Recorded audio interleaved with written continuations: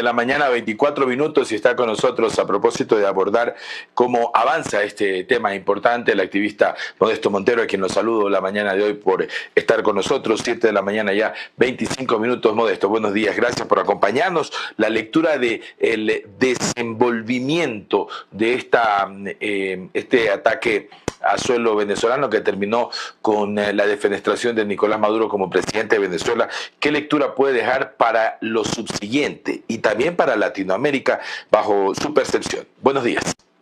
Buenos días. Bueno, Juan. Buenos días, Juan. Comienza la llamada telefónica. Buenos días, Juan. Buenos días. Esperemos que quien esté llamando entienda que en este momento no lo pueda atender. Buenos días, Juan. Qué interesante esto. Hay un análisis político, social, económico y de un interés lógico en lo que son las reservas petroleras de Venezuela. Entonces, todo este complejo panorama muchas veces nos puede llegar a nosotros a confundir. Fíjate que el secretario de Estado ayer dijo que son 3 etapas las que se van a dar: una de recuperación, primero establecer al paciente, recuperación y la incursión o la transición política. O sea, 2 etapas que son puramente económicas, de controles, y la última que es el área política. En el área de recuperación, ellos entienden que hay una crisis económica bien fuerte en Venezuela y justifican eso, y esa crisis económica fuerte que hay en Venezuela tiene una base. En este momento hay 3 procesos. El número 1 es establecer al paciente que esté enfermo, recuperarlo, y por último la transición, que involucra la parte económica. En la primera parte lo que se está viendo es un control militar para sacar, para purgar, para limpiar lo que ellos consideran que es un sistema corrupto involucrado en el narcotráfico y en la dictadura. Y de ahí, pues ya todo el mundo conoce lo que pasó con el presidente Maduro. Ahora se está en esa etapa, en esa primera etapa, para entrar a la segunda etapa, que es de establecer o hacer que el paciente se recupere. Ahora, una de las cosas que estamos viendo, y eso es lo que nos produce un poquito de confusión, es que el presidente de Estados Unidos ha dicho prácticamente que el gobierno de Venezuela le robó el petróleo. Entonces la gente está confundida. No está hablando del petróleo que está bajo tierra, está hablando del petróleo cuando Chávez agarró y la mayoría de las empresas norteamericanas que había simplemente las confiscó y no le pagó lo que tenía que pagarle. Aparte de eso, entró a negociar con China y Rusia, vendiéndole el petróleo a precio de gallina pestada, baratísimo, y para poder sostenerse la dictadura de Maduro. Entonces también hay un problema de interés político y de control regional que se está viendo también con el control de los recursos naturales, en este caso el petróleo de Venezuela. Es decir, que la situación es un poquito bien compleja, pero a la vez muy interesante. ¿Consideras, qué crees que puede ocurrir en los días siguientes, cuando el gobierno venezolano, por ejemplo, no reconoce las palabras que dice el presidente Trump, sino que argumentan que ellos están en control de la nación, que ningún gobierno entrará, etcétera, etcétera? ¿Se prevé una pugna interna entre los 3 grupos que quedan al interior de Venezuela? Esa es una pregunta. Y la segunda es la que se hace todo el mundo: ¿por qué no encabezar una transición más rápida hacia la democracia, hacia unas elecciones libres, sin presos políticos, que permitan participar a la oposición venezolana? Mira, cuando primero establecer el paciente, cuando una persona está grave, primero si hay que hacer una operación, primero, pero no hay que llevar a un nivel que esté estable. Y después que esté estable, se somete a una operación. Así mismo está ocurriendo. Están hablando de establecer primero para después entrar en un proceso de recuperación. En ese establecimiento, lo que están hablando es del problema económico, de corrupción, de narcotráfico y la falta democrática que existe en Venezuela y que nadie lo puede negar. Ahora, hay intereses sólidos, fuertes, económico. Entonces, ¿qué sucede?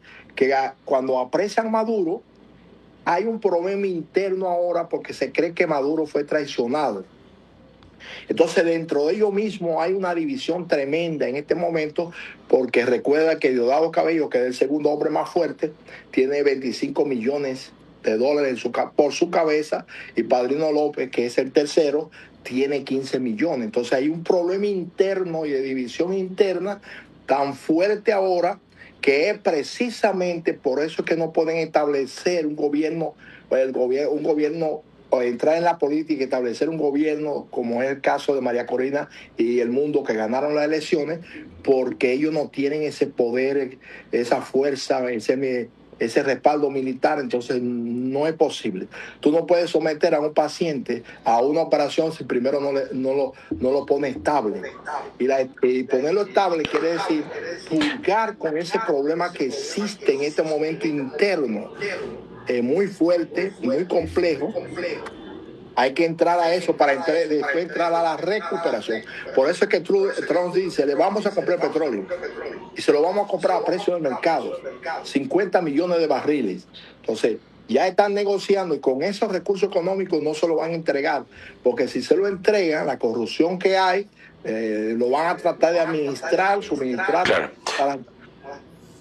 Claro. para resolver los problemas sociales que hay en Venezuela. Es un problema muy complejo lo que está sucediendo. Ya. Los sectores de izquierda latinoamericanos y europeos, sobre todo, han cuestionado esta intervención militar muy a los años 50, 70, 80 incluso, de Estados Unidos en varias partes del mundo, cuestionando la soberanía, la violación inminente al derecho internacional, etcétera, etcétera, etcétera. ¿Cómo entender esta posición, siendo que este país tenía una circunstancia bastante especial, pero de todos modos se ha tratado incluso de satanizar esta situación, y cómo entenderla desde ese punto de vista de la izquierda latinoamericana sobre todo? Mira, la izquierda tiene un gran problema ahora. Lo tiene Pedro Sánchez en España, lo tiene Lula, lo tiene el presidente de Colombia, la de México un poquito menos. ¿Por qué razón? Porque cuando estaba gobernando antes de Maduro, el presidente Chávez dio muchos recursos económicos a los partidos políticos de izquierda, y Maduro siguió por ese derrotero. Entonces ellos están bien comprometidos con ese régimen, tanto así que no se atreven a decir que es un régimen dictatorial, no se atreven a condenar lo que pasó con la elección. Entonces ese problema que tenemos ahora, aunque la izquierda ahora se ha debilitado, fíjate que apenas hay cuatro países de izquierda en este momento.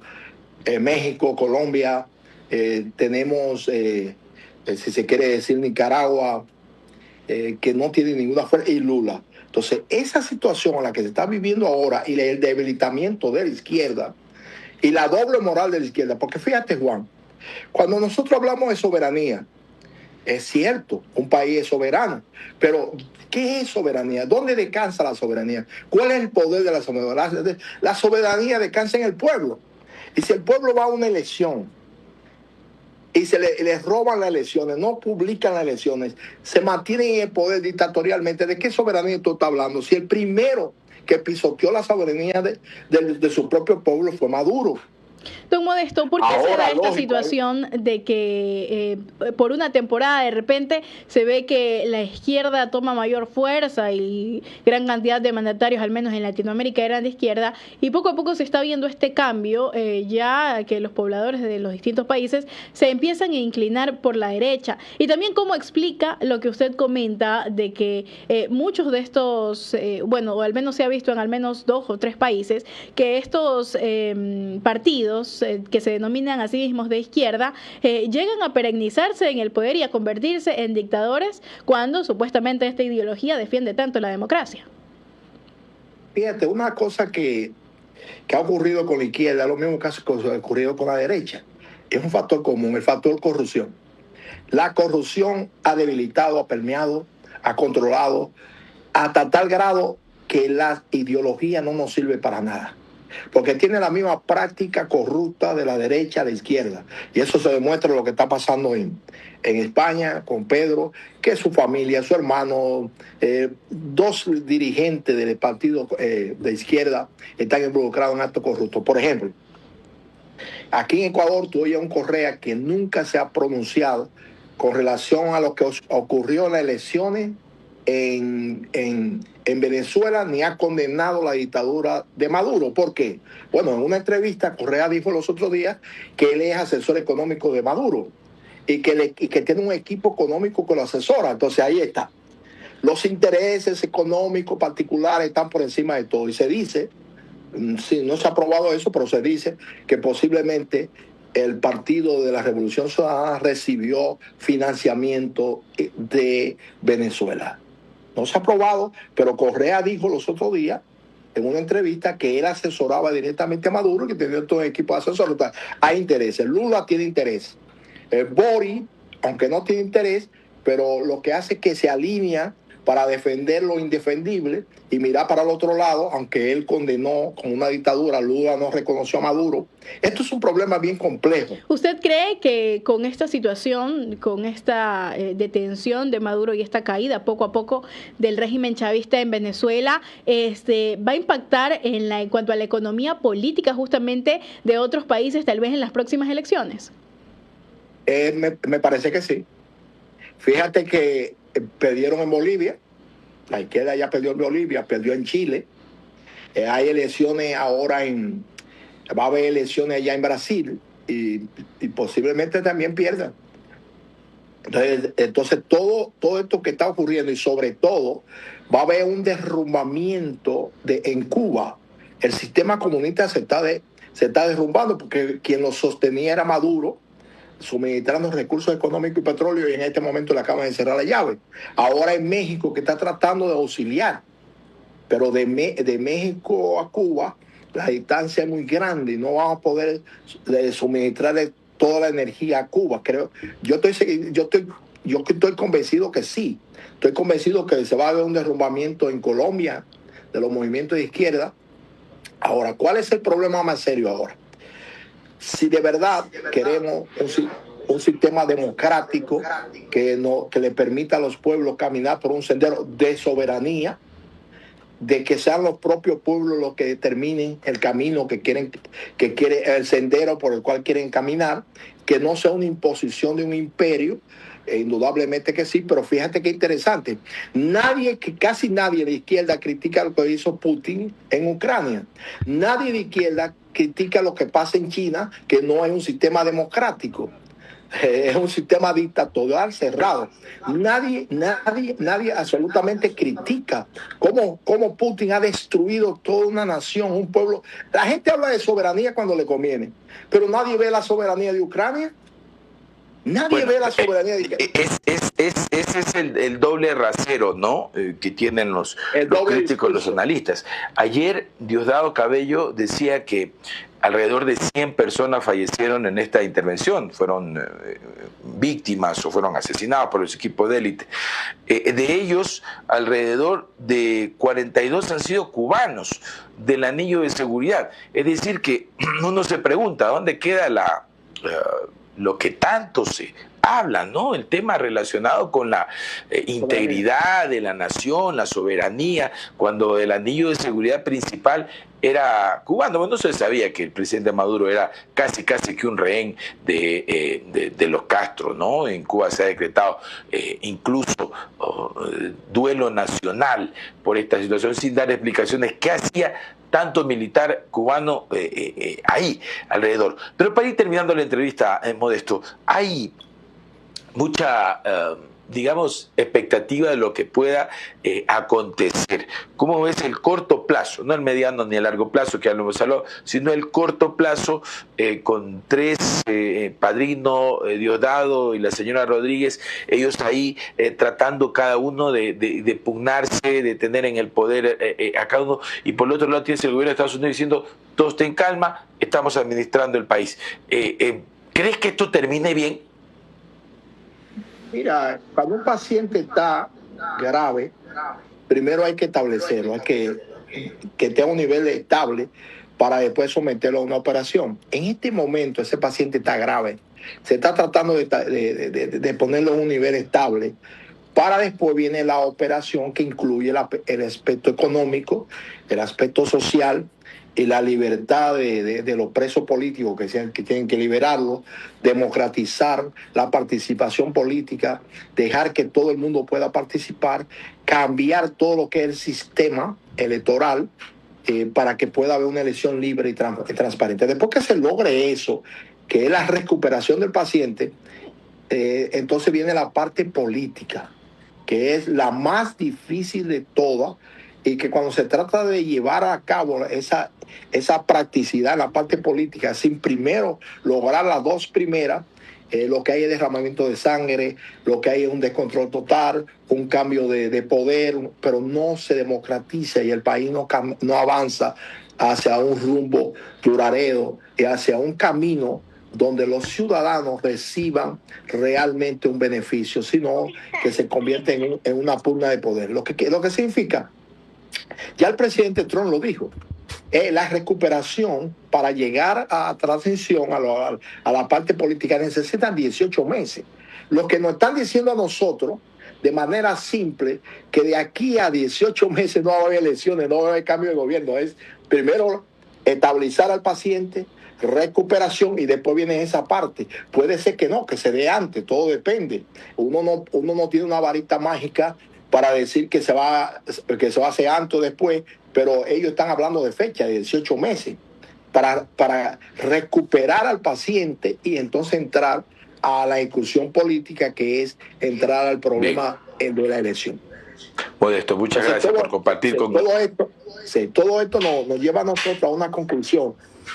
Sí, hay gente que pensaban que sacaban a Maduro y venía de una vez María Corina y el mundo a gobernar.